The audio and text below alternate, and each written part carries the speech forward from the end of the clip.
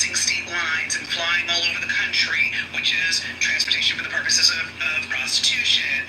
Again, talking about the sex trafficking. And then also talked about the forced labor aspect as one of the predicates for RICO racketeering when talking about Mia, who was afraid to do anything. She was sexually assaulted by Diddy, and was like hit, and she also saw the violence that happened to Cassie. So I would say, based on, again, remember, there's no cameras in the courtroom. We're basically reading transcripts and notes from what comes out of court, but it seemed that the prosecution lip synced for their lives, as I kept saying, because again, this all comes down to closing arguments. And, while 5 hours was a long time, there was a lot to cover, and she had to make sure that the jury understood, each and every aspect and how each element of each charge was proven from her perspective. So there's that. So she finished up. The judge was like, okay, it's 5 p.m. Y'all go home, which was probably a good idea. And so tomorrow we're going to have the defense closing arguments, and then likely after that would be the judge giving the jury instructions where he reads the law, he reads the elements of the crimes that they have to look at, gives them some guidance on how to deliberate and what they need to do, and then they'll begin deliberations. It's a Friday, so I don't know how much of that's going to happen. We're probably going to see more action on Monday. See you later. Bye. Bye.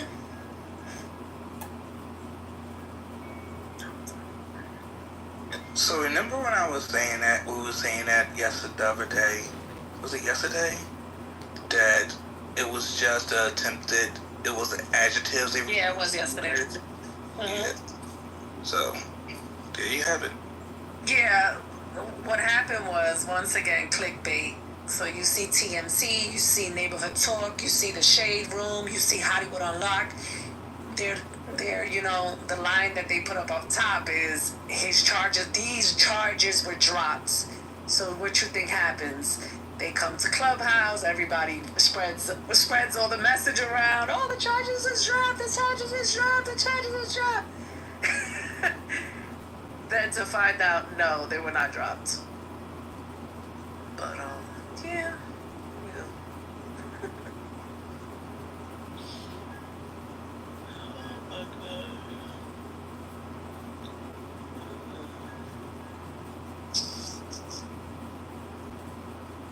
Yeah, I need to be talking today because it's too early for y'all to be quiet. What's going on? Got nothing 12 o'clock at night. I'm surprised you were still up. I'm about to take my ass to bed. I gotta go to work tomorrow. So these people be arguing and yapping at this time. Yeah. I'm usually muted and working. Damn, I don't follow Trent or Manfinity for some entertainment. Hold on. Yeah, I don't see Trent here.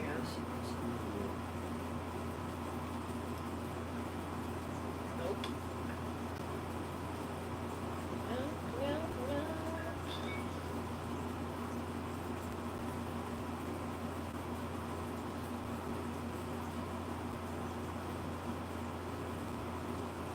What's coming out? Yellow. What's up, y'all? Okay, so I could share a new, I don't know, this one I bring to y'all, and I saved this from, a couple hours ago. This was on D.L. Hughley's Instagram, so I'm like, It says, from the Tehran Times, that Israeli plot to incite U.S.-Iran war foiled intelligence leak. And, so I didn't bring it up because I didn't double check to see if it's factual. But I will say this, though. There was a lot, and I mean a lot, of counterterrorism presence in New York today. Like, my office building was littered with counterterrorism Port Authority police officers. There was like National Guard down in every single subway station. So there was alert for something, because it was, I've never seen it that packed with police and counterterrorism and National Guard, like some National Guard troops. there's been a lot of cyber attacks. It's up like by hundreds of percentages. We lost our power too here. So. Oh shit, for real? Yeah, but it's not. I'm not confirming any cyber attack, but I don't know why the power would have failed like that. It came back up though in about 30, 40 minutes. Shit, well, we'll find out. But the whole world's on alert though, right? Because there's official, not official, but they are Iranian terrorist groups like Mysterious Team and some other ones. They've all declared cyber war on America. Yeah, thank you, Donald Trump, man. Honestly, greatest president ever. Keeping us safe. Who the fuck just said that? Oh, Lord. He's being No. I don't know if he's being smart or, we got another MAGA on the stage. You never know. Wait, you mean you don't love 47? Hey, look, 4 more years, third term. I don't love 45 or 47. Yeah. So you don't like niggas ballooning the deficit. What's wrong with you? I don't like him. You don't like racism? I don't like him. He's too orange. He's pink and orange. Yeah. Oh, this is that white genocide he was talking about.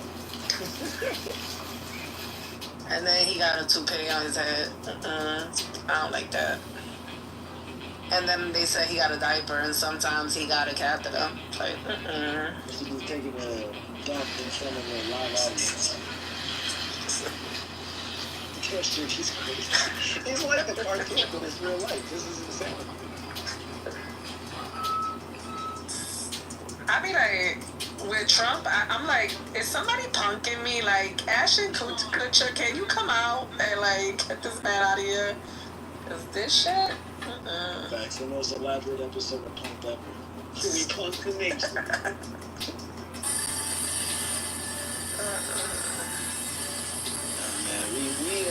We'll be alright. He gonna do some crazy shit until midterms, and then we gonna come in and undo it. I'm more concerned about when the next blue wave comes. We gotta make sure they focus on black issues. We gotta have bills on AOC desk, and she gonna be leading the charge. So we can't get forgotten. I don't know about AOC, but yeah. Maybe some black issues. Honestly, I want some relief for Haiti. I feel like we overlook Haiti and we just let them play in Haiti face, which is crazy because as Black Americans, we should love Haiti. Haiti is the only Black republic in North America. What the fuck? Like, I mean, don't get me wrong, we got Jamaica and Trinidad and shit, but this is like the only one that genuinely fought for its independence. I think we need more trade deals with Black and brown countries in South America, but specifically Black-dominated ones. Because I think too often we're focused on like getting tools of stabilization so that we can continue to live in America. And that's cool and all good. But honestly, like, if we got an island full of Black people, why the fuck? I don't know. I feel like sometimes the focus should be elsewhere. Well, what about domestically? Like, that's great for international trade, and I do agree, international trade is very important, but like... domestically, so, like, we gotta reform education. It can't be based on zip code. That's just scandalous. We gotta reform the way teachers are paid because they need to be compensated for performance. So the better their students perform, the better they get paid. And also, they gotta have some kind of, like, student review. So it's not just, are the grades good? Do the students even like you? Simple shit. They act like it's so complicated, but it's really that basic, and that would overhaul education right there. Make it merit-based, like everything else in that. So you said Black issues, but you want merit-based education system? Not just no, merit-based. Well, no, merit-based compensation platform for the educators. So in other words, you don't get to come in and blame the students. You're fired. Okay, so you think the problem with education right now is not qualified teachers? Or not?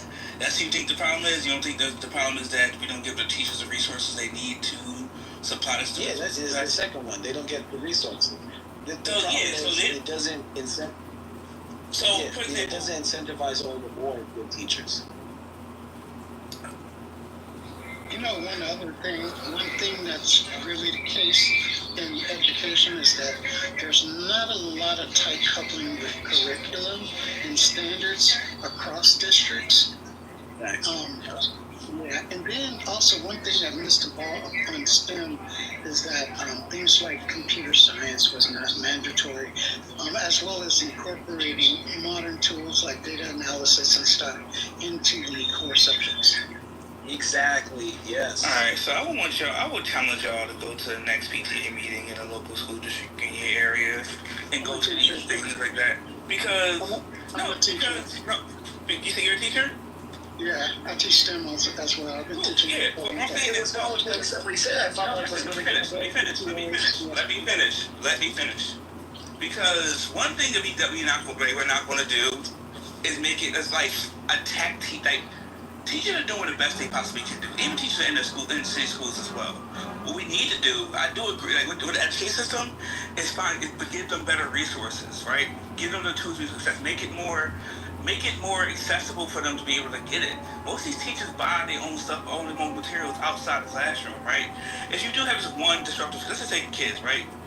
Look at how the schools handle classroom disruption, right? Like how's that possibly handled, right? What's the resources there to actually back up these teachers to have that success as well? Also, too, as well, it's not just the teacher's responsibility for the development of children. The parents have to be involved as well. And no matter how great a teacher can be, if the parents is not help assisting in their development, it's not going to help out at all. They only got a certain amount of time, right? Only got 6 hours. The rest of the time they're home. And so we have to create. It's a support system, right? In both ways, and there's some resources. Nothing more offensive to me than sit here and say that teachers need to be paid off of merit. That is. I think you understand what I was saying. So here's No, I do understand what you're saying. I heard what you're saying. I listen very. See, no. You can say. Hold on, but let me reply. No. You can say no. Let me finish. Y'all cannot. Okay, y'all cannot. No, you and Aleph cannot possibly understand what I'm saying. Okay, so y'all are talking over me as I'm speaking. I get it. Y'all want to be right. Yo, listen. Okay, give me how to fucking count. Learn how to. Hold on. Shut the fuck up. No, Aleph, let him finish. Both y'all. Y'all yapping over me right now. Don't tell me to shut the fuck up. Yes, shut the fuck up. Because you talk over me. You don't got time. Lower your little ass down, nigga. Lower your ass down. That's no fucking self-control. You shut the fuck up, okay? Damn, shut the fuck up. Take your Shut the fuck up in 5 seconds. Aleph, don't. Yeah, there you go. Now you want to be tough. Now you tough. Now you big man. Now you big. Now you big, right? Now you big, right? Now you big, right? Now you fucking big, right? Now you big, right? I know what I'm talking about. You don't know the fucking move, bro. You gotta do, bro. I'm not even on this. I'm not even Because the fact that you backing this fuck up is the problem. You shut it down. The fact that you backing shit the fuck up is the problem. You really don't know me. You really don't know me. That's the problem. Because y'all motherfuckers, all y'all want to do is fucking talk. All y'all want to do is talk. Y'all don't fucking listen. No, I listen to you. No, you did not. You did not fucking listen to me. So you listened to me, right? What are you talking about? And I said, hey, let me fucking finish. Go ahead. Finish. Go ahead. Yeah, go ahead. No, go ahead. You got it. Okay. Go ahead, fucking Go over here, You got it. Tell them the truth. What you gonna do? Go ahead, run your fucking mouth. Go ahead, run your fucking mouth. Truth, what are you doing? That's the fucking problem. Okay, so what I said addressed the systemic issues. I was talking about addressing across district issues. I was not targeting teachers, nor am I targeting families, nor am I targeting the students themselves. I'm targeting normalizing some standards so that, and there's a lot of other things as well, okay? So whatever you're doing, you should deflect it away from me. All right. So this is why you don't fucking listen, because I was addressing what Truth said. Truth himself said. Me too. Truth said. No, listen. Truth said that Now he you would be gonna tell very you patient. what I said No, when I Truth was said. I know No, what you said. okay, I'm no, I was different. addressing that. No, Just no, for I the was record, addressing that. No, I was addressing that. I was addressing that.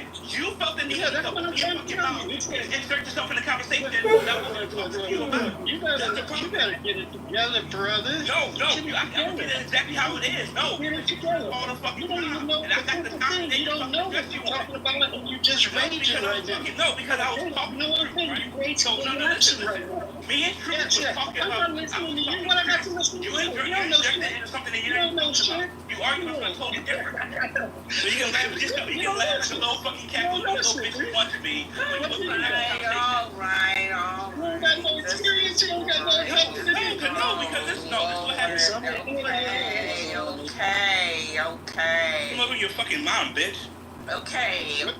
This is You all right. You cut me off So right now. I don't know why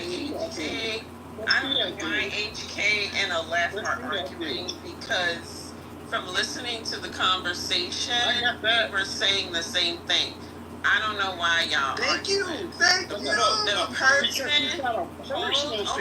Hold on. Everybody go on mute.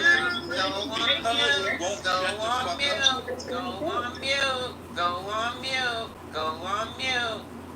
Thank you. choke on yourself. Aleph, go on mute. You too. Because then he gonna start. And we about to put the end on this. Okay. So the thing was, the conversation, we're trying to recalibrate, because it's an interesting conversation, so let's just try to recalibrate. So the issue was educational reform. Now, Truth, I was with you until you started talking about let the students evaluate the teachers. And here's why I think that doesn't work. Oftentimes, those evaluations are very subjective, and they're dependent upon how the student thinks that they're going to do in the class and how much they think they like the teacher. And as the teacher, those kind of evaluations are not helpful. And one of the things we've learned about that level of evaluation is that there's all kinds of biases that are built into the way students evaluate teachers. So I was with you until you said that part. Now, to Aleph's point about the cross-district curriculum, one of the things I've been advocating for all of my life is that American educational standards need to be national standards. There should not be an instance where a kid in Texas in the 8th grade is reading a book that a kid in New York in the 7th grade was reading. Like, that should not be. We need to standardize the levels. And then that goes to HK's point, which is about the resources. Now we are dealing with no Department of Education, so what resources from where? But there needed to be a sort of national investment in educating our children. And that involves educating parents, because we are dealing with a generation of parents in the main, not 100%, but in the main, are separated from their children's education. Education is where the children go, right? They get to learning at school, and not a lot of that stuff is happening in the home, so we need to sort of recalibrate that. So that's where the conversation was before it went off the rails, and so I'd like to pick it up right there without revisiting any of the past disagreements. Thank you. So I'm going to say this. So even here in New York, in the city, so I'm on the phone. So we have districts, and in districts, even in certain districts, it's the same thing, like what you're saying, Dr. AG. like districts, the districts here and there, they separate how can I put it? They separate how things are done. Like certain schools have certain districts are for, so the books and stuff and the everything that's I'm thinking when I'm talking everything that's there for the students, it's piss poor. If you're like in a upper middle class district or a very rich district like in Manhattan, and certain parts of the boroughs, it's money's poured into the schools, the school district. You understand? So it's the same thing here, and I'm very sure like that around other cities in the United States of America.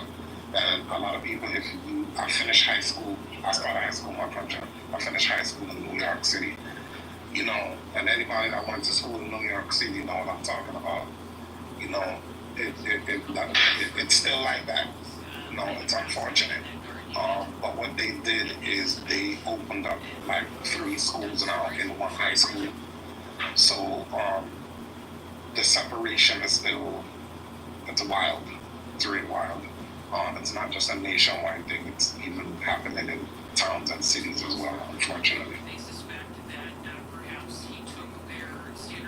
I'm seeing that one of the big, I call them voids or chasms that we need to cross is what happens when kids get out of school and when parents come home from work, or even when the parents aren't even home till late or not present hardly at all.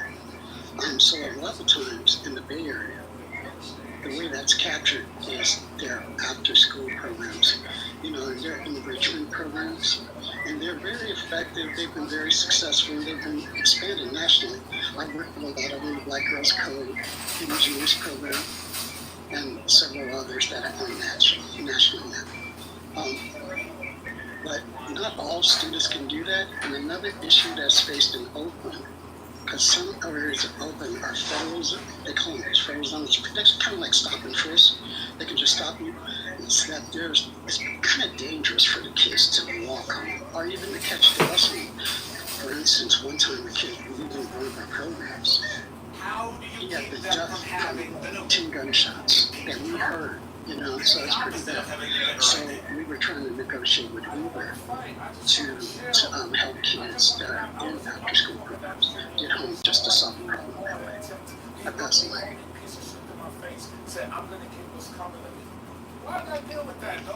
This is why we have the problem we have in charter schools and school of choice now, right? The biggest issue is when we have these conversations, one, we make it seem like there's only one answer, when it's not. It's a multifaceted issue. It's the biggest issue of all. It's also probably one of the most important issues because nothing's more important in our future, in the education of our children, right? The rise of charter schools, let's talk to people like you spoke to, I don't speak for Pennsylvania by itself, right? There was a sudden rise in private and charter schools in the past couple of decades.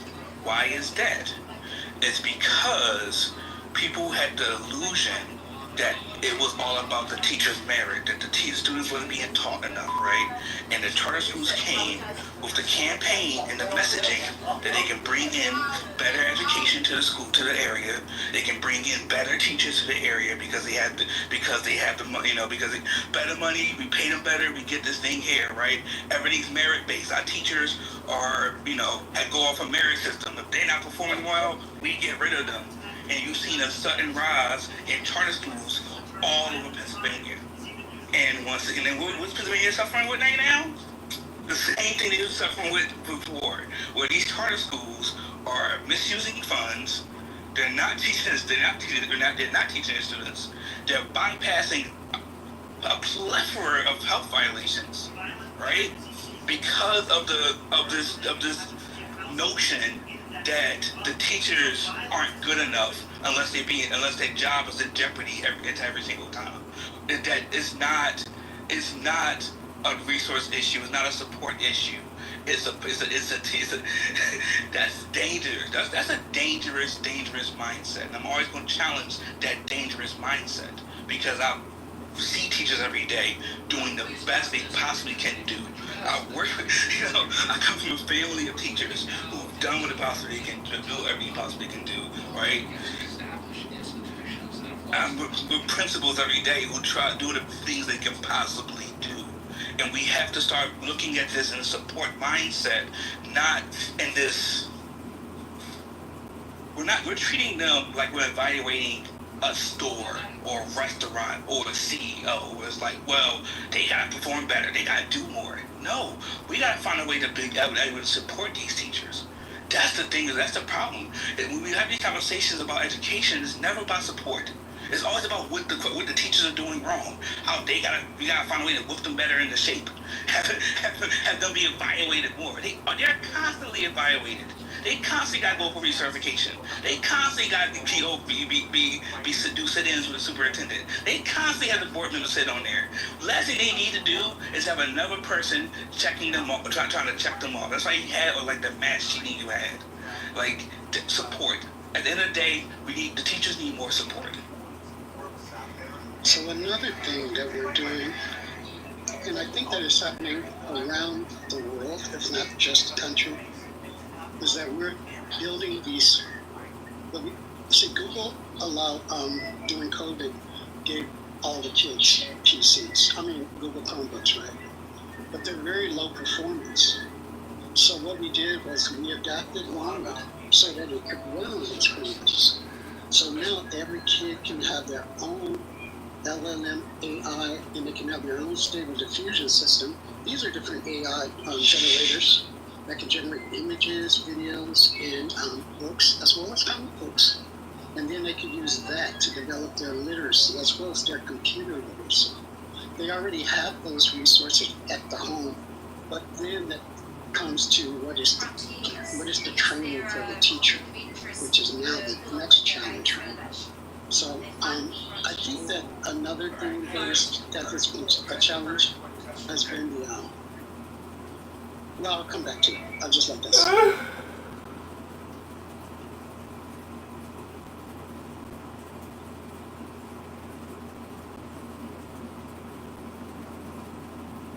This is France. In my journey, ever since bit about the study that just came out of Sweden that is just so alarming. It's two parts have been a challenge, right? And that's been kids not only finishing high school and also doing well when they finish high school, but also when they get to college, increasing the yield there so that not only do they graduate from college, they have a really great chance of mentorship and internship. So what some of the successful paths there that we work on is that we have, like the summer programs where you stay at the universities like Harvard, Yale, MIT. We also have a program at Stanford and UC Berkeley. So that helps the students get familiar with the cultures of education, higher education, which they transplant back to school and it migrates across all the students. They look up to that. Seeing a model of a great performing student helps the entire student body to start being aware of themselves and having pride in themselves. Now next, when they get to college, they overcome some of the cultural challenges there. And finally, some of these programs like the one I'm involved in with EA Games has Spawn Point. And what that does is it helps kids through college. You get internships during the summer, which helps you to work in the tech industry. And then finally, you have a crack at getting a job at EA or rest of the game industry, or even the tech industry. So that's not the only programs out there. There's a lot of good ones out there, but there definitely needs to be a good conference that brings all these different approaches together and more talks like these.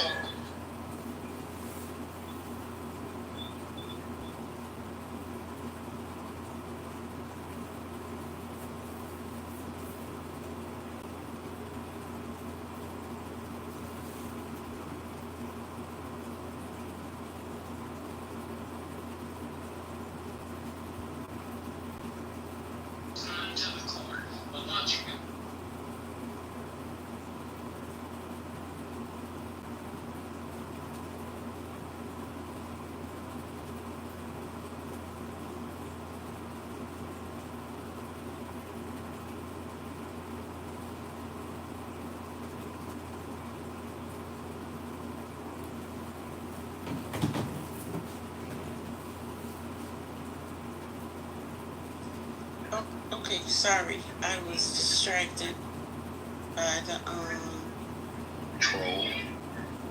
by the chat. Yeah, I Yeah. was distracted. Yeah. I mean, reforming education it carries a lot. It's like what you were just saying. It's community. Yeah, we gotta start with. It gotta start with the parents. How do you prepare the children for school, what they expect for school. And I wrote this in the chat when you were talking about the after school programs. And the after school programs were supposed to take up the time, right? Like they were supposed to fill in. Because if I'm not mistaken, those were a part of the welfare to work, right? Because the moms had to go to work off of welfare. And so these after school programs became like a filler for the time between 2 and 5 when people get off work. 2, they average out for school, and then 5, the clock out time for work. But anyway, yeah, so now they cutting those, that's cut back. So yeah, I don't know, it's a big problem. And when people just throw out, yeah, we should do this, we should do that. You know, we have to have, how do they say when they're talking about war? Win the hearts and minds. Yeah, we got to get the hearts in the right place. Get people to care about the children. They need some Wu-Tang in their life because Wu-Tang is for the children. As well as gradualism, right? Yeah. It's got to be incremental because there's going to be some parts that go astray, you know, or don't work quite right. And what happened with Job Corps? That was, you know, a great platform to improve. Well, I shouldn't cry over still, you know. Yeah. I don't know. Yeah, it's not there anymore. So I think it was a series of things. Like, I think it was not enough resource management, not enough resources, and then management. I think it was a lot of things, but cutting it is going to be terrible. right now, That was a really good program. It was a really good program. And right now, programs need to be so defensive, you know? That's why, and conservative too. They can't, because I taught at a private school, a charter school for 7 years. And that was very interesting because it was very dynamic, design thinking driven school. That's a methodology out of Stanford that was used to make like iPhones and stuff. And the head of the school applied it to education for 6 through 12. And it was a phenomenal idea. It had some issues with implementation, but it definitely worked, you know. But the problem with this school was that it wasn't able to overcome the competition with the district, right? Because when the money doesn't go to, the money that was going to the charter school did not go to the district anymore, you know. Yeah, the downfall of public education started with that homeschool, all those homeschool initiatives, because that homeschooling was in the main about people who didn't want their children going to school with black people. Good luck It's a with backlash against public education, huh? Do you think that $10,000, you know, with the footprint that they're trying to give it, is going to solve America's education system or make it better? What is the $10,000? I'm sorry. Say that one more time. Wasn't there like a child education credit or something like that? Oh yeah, they take the $10,000 and they can take it to whatever school. Yeah, they gonna realize that them $10,000 is not enough, and it's not gonna have the ROI they looking for. So they're gonna I mean, I do think our cost, like the amount that we invest per child, I do think it's like, what the hell? But yeah, like have people thought about the accumulation of pool of wealth, how a pool of money is more powerful than just your own pocket. Mm-hmm. But Yeah. you know, we in the world of individualism. It's me. Like how Matt say, get the parents the money and let them figure out like how to do it. And I'm like, oh Lord, the children gonna be dumb as dumb. Ooh. Get the parents the money and let them figure it out. Yeah. Exactly. Get some oxygen. Jeez.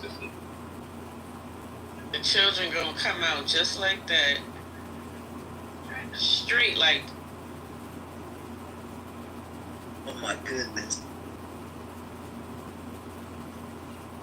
I think one of the problems is how expensive college has gotten because we don't teach critical thinking in high school as much as in college. And back in the day, that was okay because college was relatively inexpensive. But now, since college is so expensive, people aren't getting that critical thinking skills. The actual education model of the U.S. is the same as the Prussian model of the late 1880s, I think, and it was designed to create good workers, and good workers are also good consumers, and good consumers and good workers are people who don't think critically.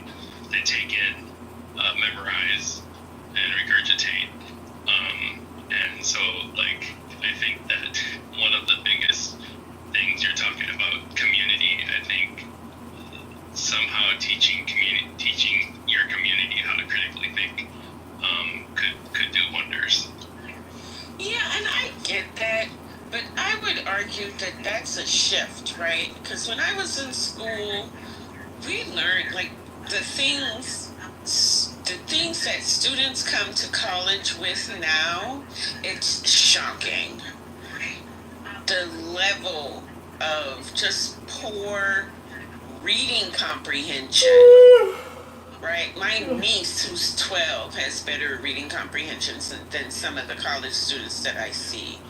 And I blame that on No Child Left Behind. I think that is a recent, I think that the erosion is recent. I think that there used to be an emphasis on critical thinking in K through 12, and it was gradual. Children in third grade don't do problem solving anymore, right?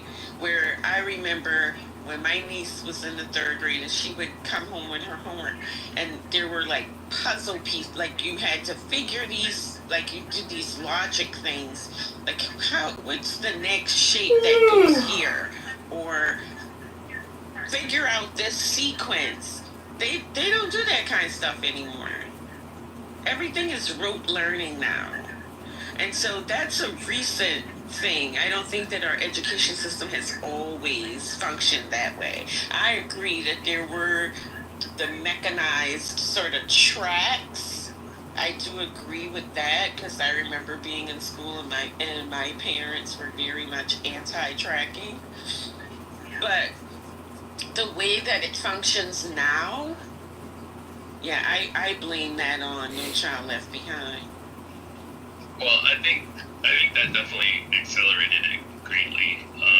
But I think when I'm talking about critical thinking, I'm talking about being able to analyze the information that's coming, find the sources, determine the quality of the sources, determine, the argument based on the quality of the sources, that kind of critical thinking. And with the exception of AP or BI stuff in high school, you just generally didn't get that. I think in general high school, you don't really get that kind of in-depth critical thinking. That's kind of reserved for college. No, what I'm saying to you is I think there was a time when you used to get that in high school. And in college, you got the foundation for it in high school, right? Where you learned basic argumentative structure and you learned how to research, right? Like, you did research projects. I remember when I was in school, I had research projects all the way, like, from the 7th grade.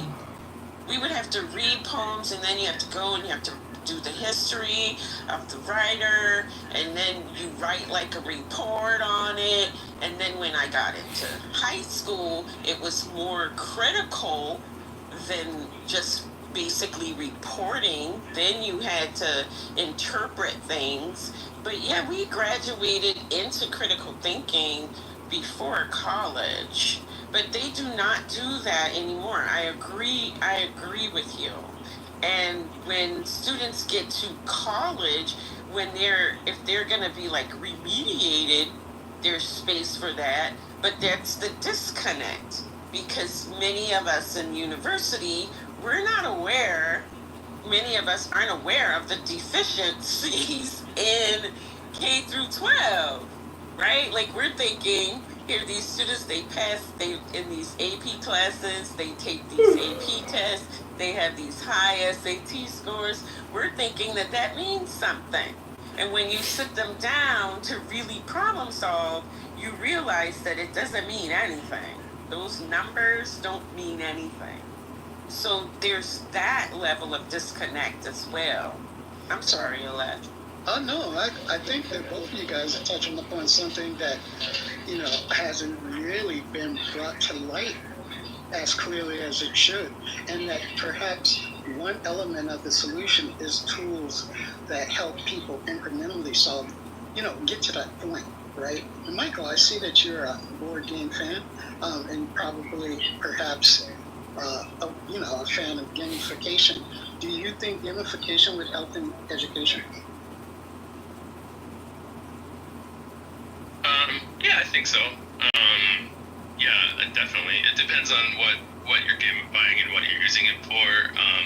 I actually have a board game called Cytosis, which is a worker placement game inside the human cell, and it's actually used in science classrooms because it's such a well done board game. So yeah, it definitely has. Is that your own design? No. Okay. So I started reading. I was saying that this stuff is pretty cool, especially using games to teach people even basic stuff, like even hooked on phonics. Even one of my friends, when they were younger, they used that. But even in special education, there was different ways of teaching people different things. I know for me, I didn't have problems really in school with comprehending anything. My stuff was more vision related for reading and stuff like that. But the biggest thing I would say is missing is comprehension. A lot of people, they don't understand what they're reading. I was fortunate because I was an audible learner. That means I can listen to something and then go do that. Whereas some people, they would listen to it and have to play it over and over again or whatever. I didn't have to do that. So I think people learn differently. Public school, also would give me opportunities. I would say that private schools did not have to give you such as, things dealing with special education or whatever the case may be. Even nowadays, these tests that people take, they mean nothing. That's why the state of Texas is looking at getting rid of these tests that get. But for sure, they're going to have, like a lot of shit to talk. That being said, if it's unsafe, close it fucking down. We can go around it. It takes about 5 more minutes, but, we can go around the bridge. Yeah, you gotta run for office.